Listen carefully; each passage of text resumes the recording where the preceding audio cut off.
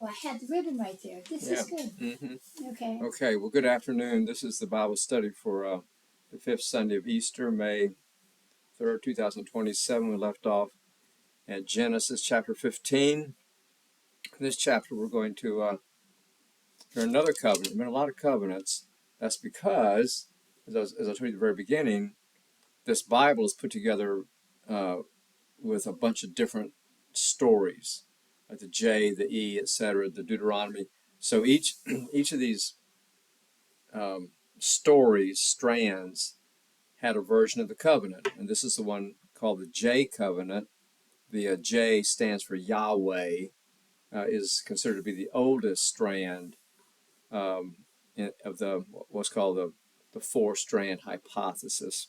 So here we are, starts off chapter 15.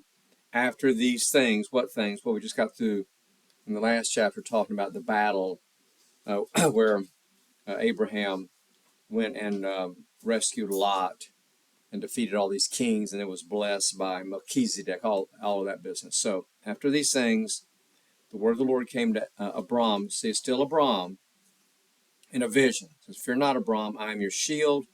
Your reward shall be very great." But Abram said, "O Lord God, what wilt thou give me? For I continue childless, and the heir of my house is Eliezer of Damascus." See, this is a problem because remember, when the first promise was, I'm going to give you some land, but I'm also going to give you lots of descendants. Well, there are no kids yet. So where are these descendants coming from? Because Abraham and Sarah are getting old. Okay, no kids. So Abraham this is a reasonable question. God said, I'm going to have this, great promise for you. And I think it's only to be expected that a human would say, well, God, where's the baby? I got no babies, okay? My wife's not pregnant. Can't get pregnant. Verse 3, and Abram said, "Behold, thou hast given me no offspring, and a slave born in my house will be my heir." Now remember, when we say slaves, it's not like, American slavery. It was this business of, I defeat you, so all of the people that belong, that were in your group, I'm not going to kill them. I'm just going to enslave them. They can work for me. It wasn't that unusual for someone who was a slave to be able to gain his or her freedom, by working. Also, it was not, for some at least, it was not a bad life. If you didn't have any other way to make a living, and it was pretty dangerous times. If you're the slave, that is, if you work under a powerful patriarch, that's better than out there on your own, where you're prey to robbers and brigands, etc., etc. So Abram is saying, "Yeah, I've got plenty of slave children. I just don't have a child from Sarah." Verse 4, and behold, the word of the Lord came to him, "This man shall not be your heir, your own son shall be your heir." And he brought him outside and said, "Look toward heaven and number the stars, if you're able to number them," of course you can. Then he said to him, "So shall your descendants be." And he believed the Lord, and he reckoned it to him as righteousness. So again, we have this Abram again is going to believe God when there really is no reason to do so. But Abram, as we say, is our faith father, a model of faith, at least so far. And God said to him, "I am the Lord who brought you from Ur of the Chaldeans to give you this land to possess." But he said, "O Lord God, how am I to know that I shall possess it?" Another good question, because there are lots of people living there already. Lots of these kings. We just read about 8, 9 kings that were fighting each other. There are kings everywhere. Abram, what's he going to do? How's he going to possess a land that is already occupied? Well, here comes a covenant ceremony. God said to him, "Bring me a heifer 3 years old, a she-goat 3 years old, a ram 3 years old, a turtle dove, and a young pigeon." And he brought him all these, cut them in two, and laid each half over against the other. He didn't cut the birds in two. And when birds of prey came down upon the carcasses, Abram drove them away. So here's what you have. Let's see, what were the animals? Let me turn my page back. Okay, so you got a heifer cut in two, one part here, one part there. Same thing with the the goat, the ram. So you have like a little walkway in between with halves of the animals on each side. I know it sounds gruesome, but that's the way they did things back then. Verse 12. As the sun was going down, a deep sleep fell on Abram, and lo, a dread and great darkness fell upon him. Then the Lord said to Abram, know of a surety that your descendants will be sojourners in a land that is not theirs, and will be slaves there, and they will be oppressed for 400 years. What are we talking about? Of course, we're talking about the land of Egypt. We're talking about Israel. Remember, ended up in Egypt because the brothers sold Joseph into Egyptian slavery. Remember, we'll get to this later. And he goes down there, but he wins the favor of Pharaoh and saves the Egyptians from the famine. And in the course of that, his family moves down to Egypt, and then they end up staying there. And they stay there, and they're very, very successful and fruitful and multiply, so much so that the new Pharaoh enslaves them. And then, of course, what happens? Well, Moses, Exodus, etc., etc. So, what are we hearing here is that is Abram getting a prophecy about the future? Of course not. Of course not. Remember, this Bible was what we call the Bible was put together hundreds and hundreds and hundreds of years after the historical facts. So it's easy to read back into history and make a prediction. It's like if I could somehow propel myself back into 1773, I could say, "Don't worry, Americans, we're going to defeat the British. I prophesy it." Okay, well I know that because I lived 250 years after that. That's the kind of things going on here. Verse 14. But I will bring judgment on the nation which they serve, and afterward they shall come out with great possessions. Talking about the Exodus, okay? As for yourself, you shall go to your fathers in peace. You shall be buried in a good old age, and they shall come back here in the fourth generation, for the iniquity of the Amorites is not yet complete. In other words, again, a prophecy that when they come back from the Exodus, back to the promised land, Moses leads them to the Jordan River, Joshua leads them across, and they're going to come back right here where Abram is and start to settle. Verse 17. When the sun had gone down and it was dark, behold, a smoking firepot and a flaming torch passed between these pieces. On that day, the Lord made a covenant with Abram, saying, to your descendants I give this land from the river of Egypt to the great river, the river Euphrates, the land of the Kenites, the Kenizzites, the Canaanites, the Hittites, the Perizzites, the Rephaim, the Amorites, the Canaanites, the Girgashites, and the Jebusites. That's just some of the people who are living there right now. So this is another covenant ceremony, and one of the things that that you need to know here is that this ceremony, this was a way at that time where two kings would make a covenant with each other. They get some animals, cut them in half, okay, and then say, if either one of us break the covenant, that's what's going to happen to us. We're going to get cut in half. And so this would have been a very familiar ritual to the people of the time hearing this. So, oh yeah, God, the great king in the sky, okay, is making a covenant with Abram, who is going to be our king, king, patriarch, just like, the pagan kings do. So this would not have sounded weird to them like it does to us. Okay. Now the those boundaries that God just said, from the river Egypt to Euphrates, etc. Again, those are what's called the ideal boundaries of the land. That's not where Israel is now, of course. There's still some in Israel who think that the boundaries of Israel should be extended that long. That would be huge. It'll never happen. But there are people who still think that that was at some point in the future come to pass.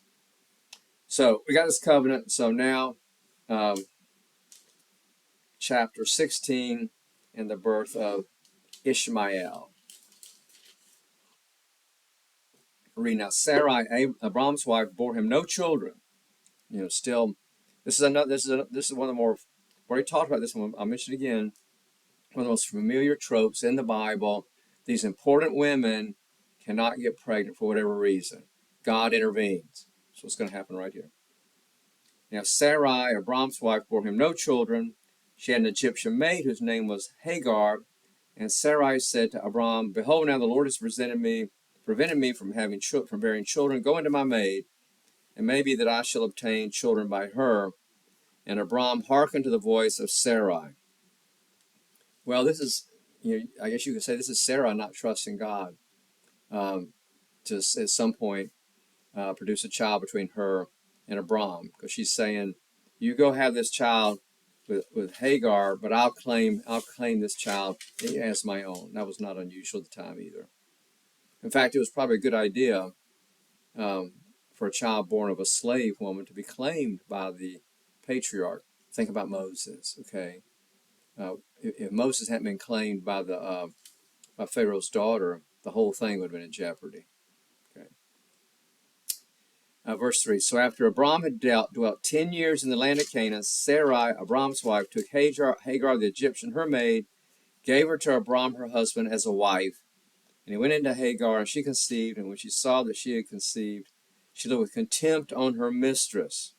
Okay, now Hagar is looking down on Sarai, because obviously the reason Sarai can't get pregnant has nothing to do with Abram, because she and Abram just got pregnant, so the problem must be Sarai. And we know this from our study of the Bible, that one of the greatest disgraces that could fall upon a woman of biblical times was to be unable to have children. Because if you don't have children, then your old age is going to be bad, and it's going to be awfully difficult, in fact impossible, for you to survive without family members, particularly men, okay, boys to help in the field, and women to help mom. So that was bad. So the worst thing that could happen, not having children, is another reason why in biblical times, men would take, the ones who would take multiple wives, not only because childbirth was so risky, but because we want lots of kids. We don't want to wait 9 months to have a baby, okay? We need those boys right now to get in that field. So let me have, 4 or 5 of them born right now at the same time. Okay. All right. So verse 5. And Sarai said to Abram, May the wrong done to me be on you. I gave my maid to your embrace, and when she saw that she conceived, she looked on me with contempt. May the Lord judge between you and me.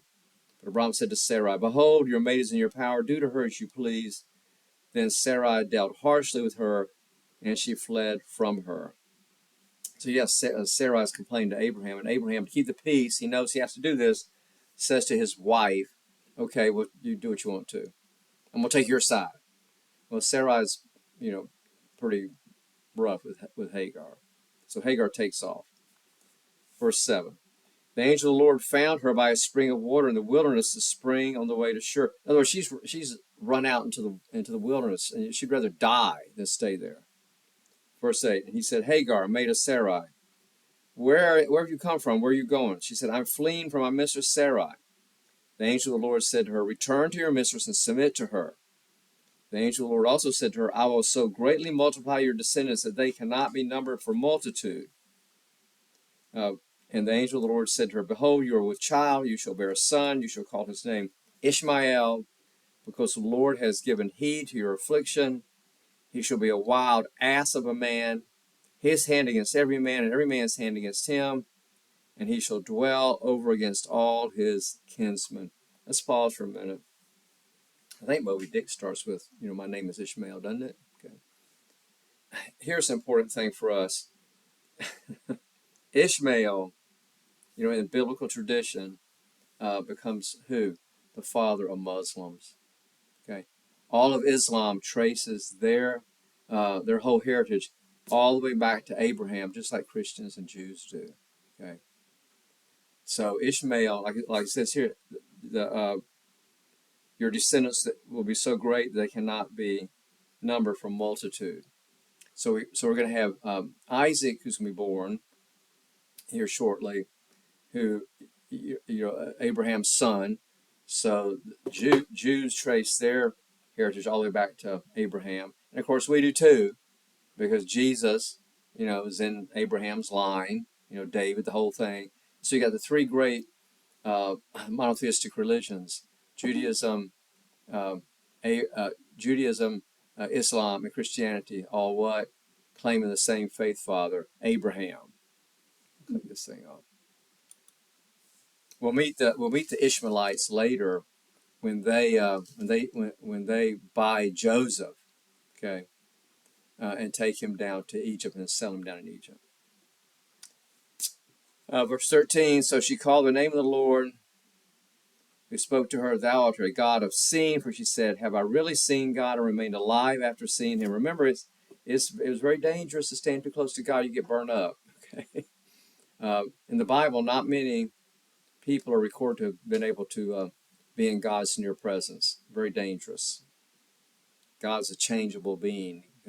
Fire can come out anytime. Verse 14. Therefore the well was called Beer Lahai. It lies between Kadesh and Bered.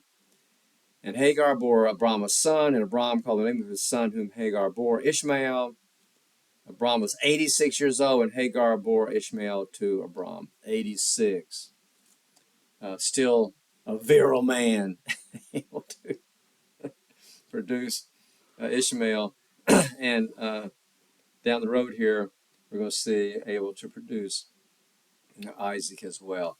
So we still don't have. It does have to be said that we still don't.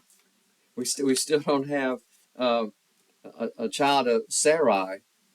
We're still trusting that God is somehow going to make that happen, even though Sarai has to be well beyond childbearing age, childbearing fertility.